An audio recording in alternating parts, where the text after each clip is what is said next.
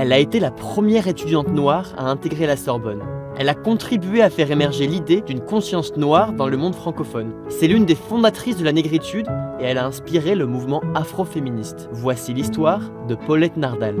Paulette Nardal naît en 1896 en Martinique, moins de 50 ans après l'abolition de l'esclavage en France. À l'âge de 24 ans, elle part étudier l'anglais à Paris, où elle découvre la richesse de la culture noire. Il faut dire que je n'imaginais pas que j'aurais rencontré chez les Noirs une telle richesse.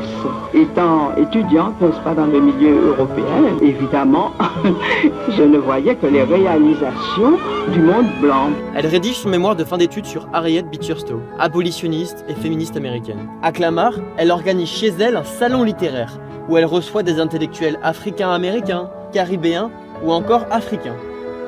En 1931, elle fonde la Revue du Monde Noir, où elle appelle à un internationalisme noir et à un réveil des intellectuels. Aux côtés d'Aimé Césaire, de Léopold Sédar Senghor et de Léon Gontran Damas, elle a inspiré le mouvement de la négritude. Mais elle estime que les hommes ont repris les idées brandies par les femmes, qu'ils ont minimisé leur contribution et qu'ils ne se sont pas comportés de façon très correcte. Plus conservatrice que certains de ses pairs, Paulette Nardal rejette l'athéisme. Elle désapprouve le communisme et s'oppose à l'indépendance des Antilles. Des positions qui lui vaudront une tentative d'assassinat en 1956. Pendant la Seconde Guerre mondiale, elle est gravement blessée alors que son bateau est torpillé par un sous-marin allemand.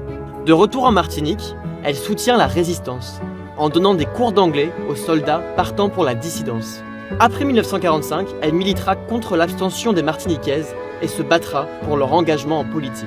Restée célibataire pour affirmer son indépendance, elle s'éteindra en 1985, à 90 ans. Doublement victime de sexisme et de racisme, il aura fallu attendre les années 2000 pour que des universitaires américains en Black Studies lui redonnent enfin sa juste place. Depuis, Clamart, Paris et Fort-de-France ont nommé plusieurs lieux en son hommage et des activistes militent aujourd'hui pour sa panthéonisation. Guillaume TV, racontez aujourd'hui, existez demain.